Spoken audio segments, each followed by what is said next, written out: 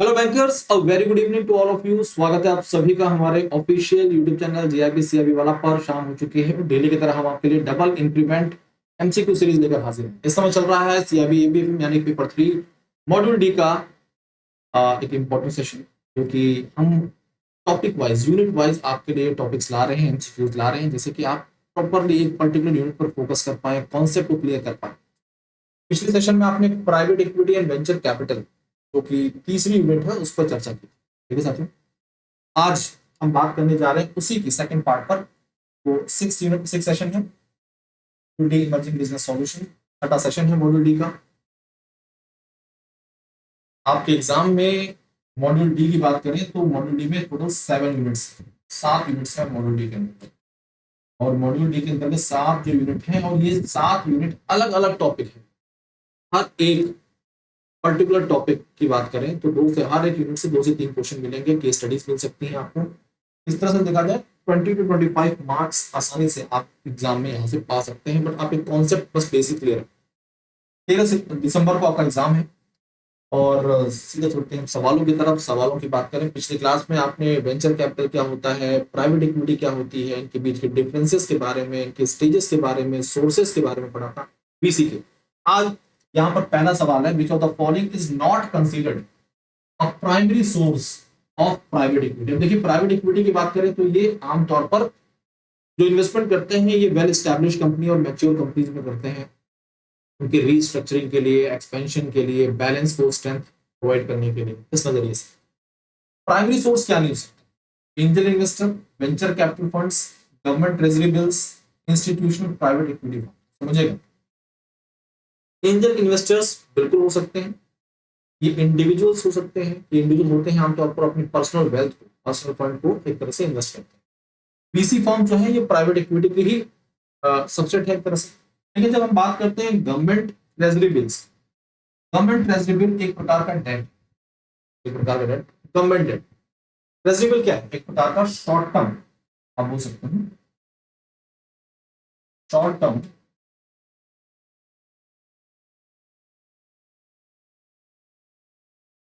T bill जो है, ये मनी मार्केट इंस्ट्रूमेंट होता है, शॉर्ट टर्म पीरियड के लिए होता है। इसकी मदद से गवर्नमेंट ऑफ इंडिया, जो सरकार, वो फंड रेज करती है, फंड रेज करती है, फंड रेज करती है अप टू 1 ईयर तक।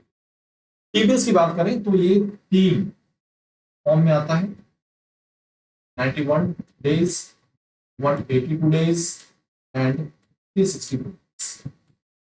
तो ये वीसी या फिर प्राइवेट इक्विटी का सोर्स नहीं होता। ठीक है, एक प्रकार का जीरो कूपन बॉन्ड टाइप का ही होता है।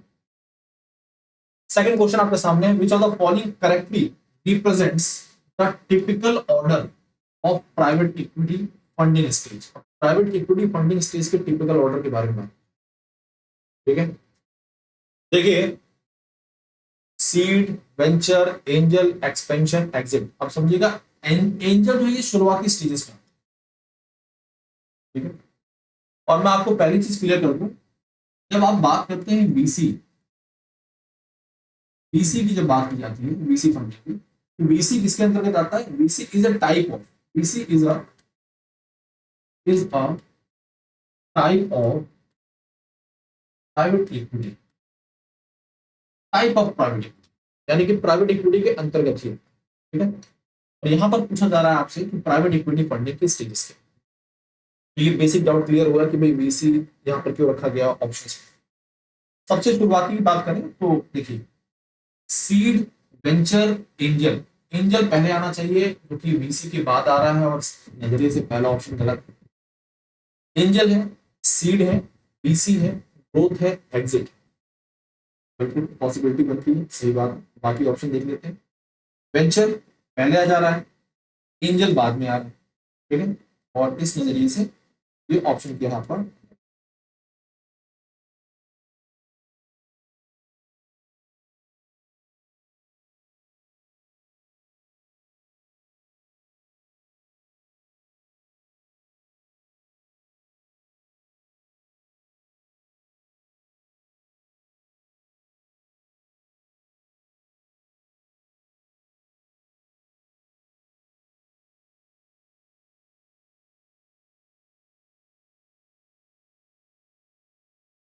एक मिनट तो समझ लीजिए। ऐसे इस नोट पे काम चल रहा था, वो बंद हो चुका है।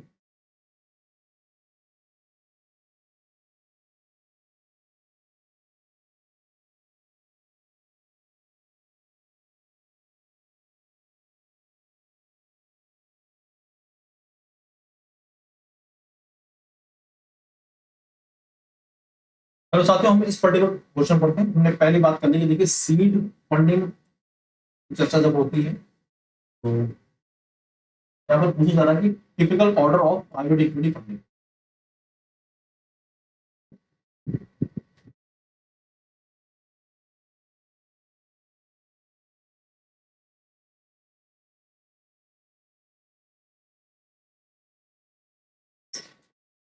हम बात कर रहे थे typical order of private equity fund, seed, venture और फिर एंजल। देखिए एंजल जो है वो अर्ली स्टेजेस, ठीक है, शुरुआती एंजल। एंजल के बाद फिर वीसी का नंबर, तो ये ऑप्शन यहाँ पर गलत है। देखिए पहले एंजल है, फिर सीड है, फिर वीसी है और फिर ग्रोथ, फिर एग्जिट। ये पॉजिटिव ऑप्शन है। हमने बात की थी कि भाई जो आपका वीसी होता है, VC is a type of, is a type of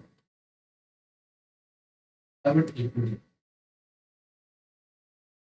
venture, angel, seed, angel, seed, venture, ये ऑर्डर गलत है। सीड एग्जिट बिल्कुल गलत है। बी ऑप्शन यहाँ पर एकदम परफेक्ट है। सबसे पहले एंजल है, फिर सीड फंडिंग होती है, फिर वीसी है, फिर ग्रोथ है, फिर एग्जिट है। ये ऑर्डर आपको दिमाग में रखना है। एग्जाम में एक छोटा सा क्वेश्चन, एग्जाम में एक नंबर का क्वेश्चन डेफिनेटली बनेगा। या तो वीसी के स्टेजेस पूछ ली जाएंगी फंडिंग की, या फिर प्राइवेट इक्विटी। अगला question, angel investors are typically characterised by which of the following features.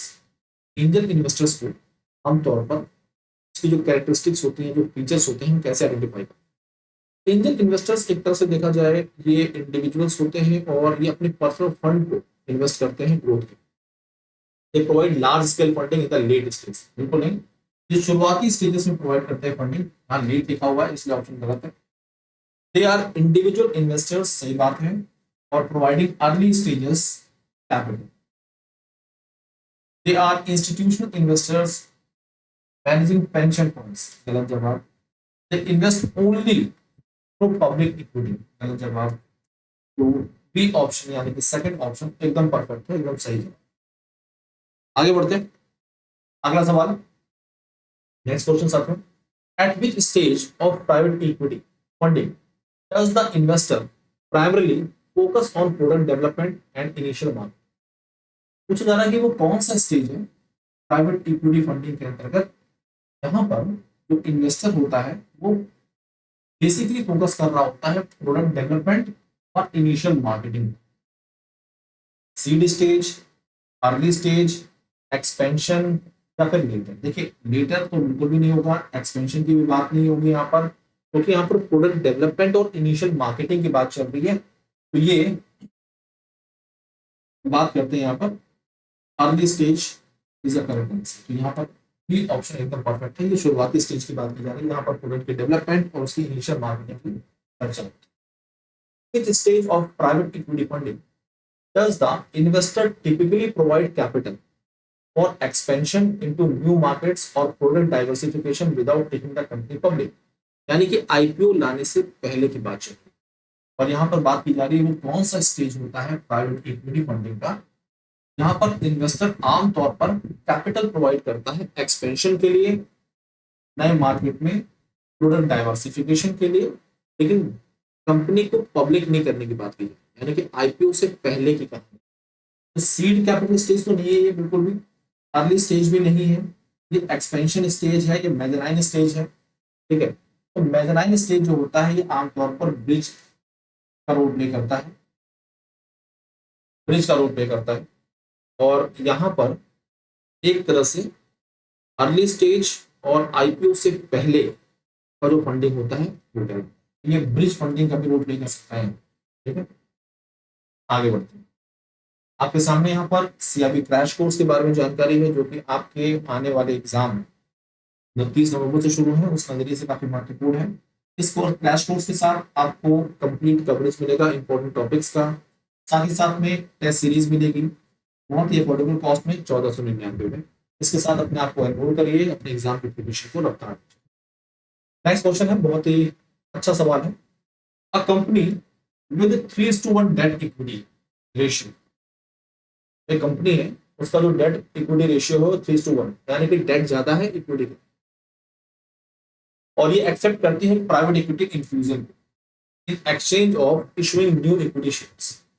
Private equity infusion को एक्सेप्ट कर रही है, इसके बदले में वो मार्केट में नए इक्विटी शेयर्स लाएगी, रिडीम करेगी पार्ट ऑफ इट्स डेट, उसका डेट है उसे छुटकारा पाना चाहिए। पोस्ट ट्रांजेक्शन मतलब प्राइवेट इक्विटी इन्वेस्टमेंट के बाद तो रेशियो जो है वो इंप्रूव होता है, और किस टाइम पे होता है 1.5:1। पहले जो था 3:1, अब वो क्या हो गया, डेट आधा हो गया। Which of which balance sheet effects best explain this impact? वो कौन सा बैलेंस शीट इफेक्ट है जो कि इस सिचुएशन को बेहतर तरीके से एक्सप्लेन कर। Decrease in leverage. अब देखिए लेवरेज का मतलब क्या है, लेवरेज का मतलब है मार्केट से बोरो किया गया फंड अपने फाइनेंशियल ऑपरेशंस को रन कर। तो क्या यहाँ पर डिक्रीज लेवरेज में डिक्रीमेंट हो रहा है, बिल्कुल हो रहा है। तो लेवरेज जो है वो डिक्रीज हुआ, एकदम सही बात है। And improve capital adequacy due to equity infusion, no effect, गलत ऑप्शन। इंक्रीज लेवरेज, लेवरेज कम हुआ, आपको देखिए पहले डेट इक्विटी रेशियो क्या था 3:1 था, अब क्या है 1.5:1। ऑब्वियसली बात है, दिख रहा है आपको यहाँ पर रेशियो से लेवरेज क्या हुआ है, वो कम हुआ, और यहाँ क्या लिखा हुआ increase. Decrease in capital base due to dilution of reserve, देखिए रिजर्व का डाइल्यूशन नहीं हुआ, रिजर्व का डाइल्यूशन नहीं हुआ, तो आप इस ऑप्शन को भी करा। तो यहाँ पर जो ऑप्शन परफेक्ट है क्योंकि बैलेंस शीट इफेक्ट को दिखा रहा है इस प्राइवेट इक्विटी इन्फ्यूजन के कारण, वो फर्स्ट ऑप्शन है। बहुत ही अच्छा सवाल है, ऐसे एग्जाम में क्वेश्चंस पूछे जा सकते हैं। देखिए पीई इन्फ्यूजन जो होता है, प्राइवेट इक्विटी इन्फ्यूजन जो होता है, ये एक तरह से लेवरेज को डिक्रीज करता है, कैपिटल एडिक्वेसी को इंप्रूव करता है किसी भी कंपनी में। तो ये स्ट्रेंथन प्रोवाइड करता है किसी भी कंपनी की बैलेंस शीट को by reducing leverage, lowering financial risk and enhancing solvency, की ऑब्जेक्टिव्स इन रीस्ट्रक्चर। ठीक है, अच्छा क्वेश्चन था काफी। आगे बढ़ते हैं, अगला सवाल कुछ इसी टाइप का है, और ऐसे क्वेश्चंस आपके एग्जाम में पूछे जाने की पूरी संभावना। ठीक है, अगला क्वेश्चन, अब private equity fund acquires 40% stake, 40% stake जो है एक्वायर कर रहा है एक लॉस मेकिंग लॉजिस्टिक कंपनी में as a part of restructuring plan. जो प्राइवेट इक्विटी फंड है वो प्लान कर रहा है रीस्ट्रक्चर करने के लिए इस लॉजिस्टिक कंपनी को, 40% का स्टेक एक्वायर कर लेता है। Contingent on divestment non core asset, साथ साथ में जो नॉन कोर एसेट, देखिए नॉन कोर एसेट का मतलब क्या होता है, जैसे कंपनी स्टील सेक्टर में काम कर रही है जिसका कोर फंक्शन, और साथ में उसके कुछ ऐसी सब्सिडरीज भी रन कर रखी है जो उसके कोर फंक्शन से अलग है। मान लीजिए वो टेलीकॉम में भी काम कर रही है, रिटेल में भी एंटर कर रही है, तो जो नॉन कोर फंक्शन है इस पर ज्यादा खर्चा हो रहा है, एक तरह से कोर फंक्शन से डिस्टर्बेंस क्रिएट हो रही है, कोर फंक्शन में प्रॉपर्ली फोकस नहीं हो पा रहे हैं। तो कई बार जब रीस्ट्रक्चर करते हैं तो ये जो नॉन कोर फंक्शंस होते हैं या असेट्स होते हैं इनको डाइवेस्ट करते हैं, जिससे कि मेनली फंड भी क्रिएट हो और कोर फंक्शन पर पूरी तरह से फोकस करता है। इंफ्यूजन ऑफ न्यू मैनेजमेंट, तो ये पूरा सवाल है क्वेश्चन। ठीक है, अब इसके आधार पर पूछा जा रहा है कि द स्ट्रेटेजिक मोटिव जो था behind this private equity investment is most likely. तो ये जो प्राइवेट इक्विटी इन्वेस्टमेंट के पीछे मेन ऑब्जेक्टिव है वो क्या है, स्टेक हासिल करना, स्टेक हासिल करके कंपनी को रीस्ट्रक्चर करना, क्योंकि एक तरह से लॉस मेकिंग कंपनी है। कोर फंक्शन हट जाएंगे, कोर फंक्शन असेट जो है उन्हें डाइवेस्ट किया जाएगा, फंड उससे रिसीव होगा, कंपनी प्रोसेस को रीस्ट्रक्चर कर रही है। तो एक तरह से कंपनी की बैलेंस शीट को, उसके ऑपरेशन को बेहतर करने के लिए इस इन्वेस्टमेंट को किया गया, जैसे कि आने वाले समय में अच्छा रिटर्न पा सके। स्पेकुलेटिव शॉर्ट टर्म गेन, देखिए शॉर्ट टर्म गेन यहाँ पर ऑब्जेक्टिव नहीं, स्ट्रेटेजिक रिस्ट्रक्चरिंग है to unlock enterprise value through asset rationalisation. देखिए असेट रैशनलाइजेशन का मतलब क्या, जो नॉन कोर असेट्स हैं उनको डाइवेस्ट कर दीजिए, कोर पर फोकस करिए, एंड गवर्नेंस फॉर्म रिफॉर्म। यहाँ पर बी ऑप्शन जो है वो परफेक्ट आंसर, सही जवाब है। ठीक है, बी ऑप्शन यहाँ पर परफेक्ट आंसर है।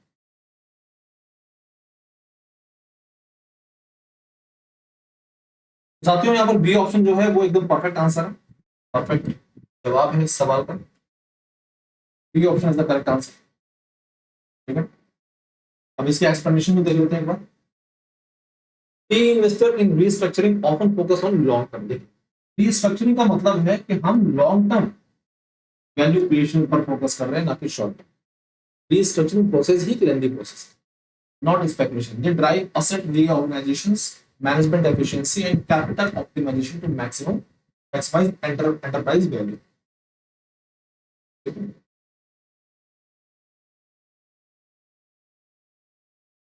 अगला क्वेश्चन बहुत ही अच्छा क्वेश्चन है साथियों, और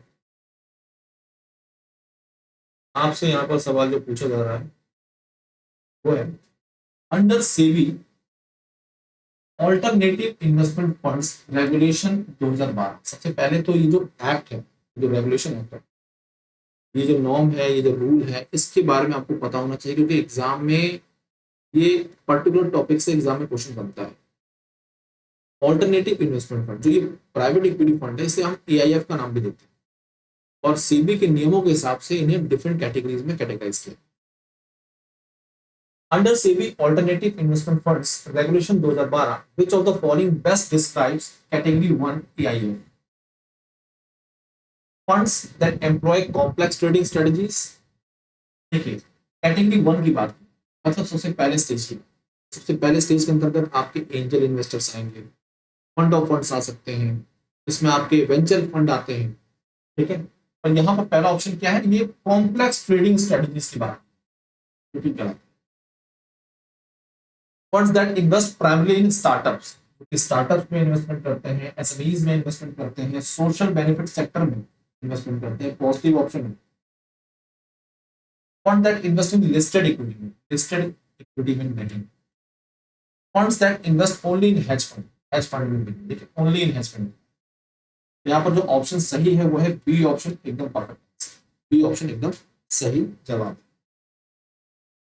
category 1 AIF include BC, SME funds, infrastructure funds, social venture funds, all promoting economic growth.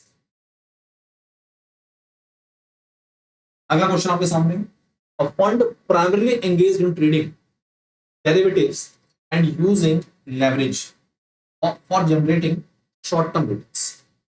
Fund primarily engaged in trading derivatives and using leverage for generating short-term returns is most likely classified as। उस fund को क्या बोलते हैं? देखिए हम यहाँ पर short term fund, short term gain को रेज करने की बात है।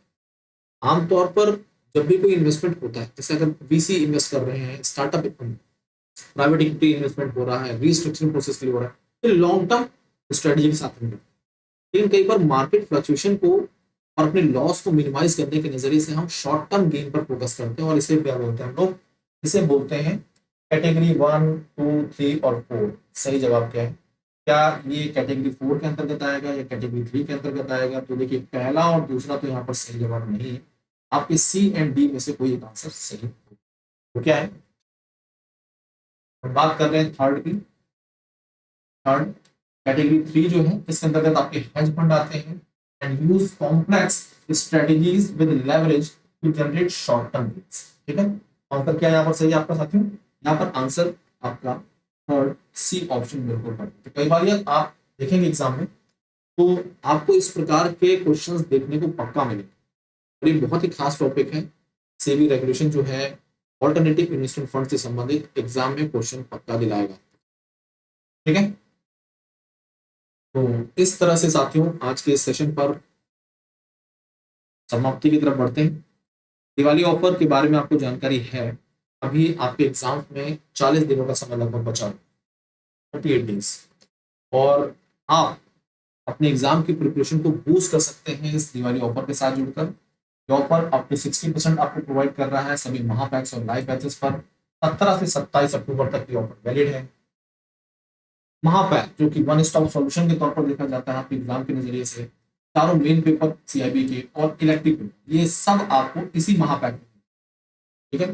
बाकी कोई बैच परचेज करेंगे तो उसमें आपको इलेक्टिव पेपर नहीं मिलेगा। सीआईबी महापैक की सबसे खास बात यही है, आपको ये 5 पेपर का एक्सेस मिलेगा, साथ साथ में आपको 20+ बैचेस का एक्सेस मिल जाता है, 20 बैचेस का एक्सेस मिल जाता है, मॉड्यूल वाइज डीपीपीज मिलती हैं आपको, क्विजेज मिलते हैं, मॉक टेस्ट मिल जाएंगे आपको, और साथ में क्लास नोट्स मिलेंगे और doubt solving support 24/7। You will get everything in this Mahapack. एक बार महापैक के साथ जुड़ने के बाद आपको किसी दूसरे बैच को खरीदने की जरूरत नहीं है। फाउंडेशन बैच से लेकर क्रैश कोर्स तक के सभी बैचेस आपको यहीं पर मिल जाएंगे। क्रैश कोर्स के बारे में मैं जानकारी दे चुका हूँ। सीआईबी क्रैश कोर्स आपके 4 के 4 मेन पेपर यहाँ पर कवर होते हैं सीआईबी के।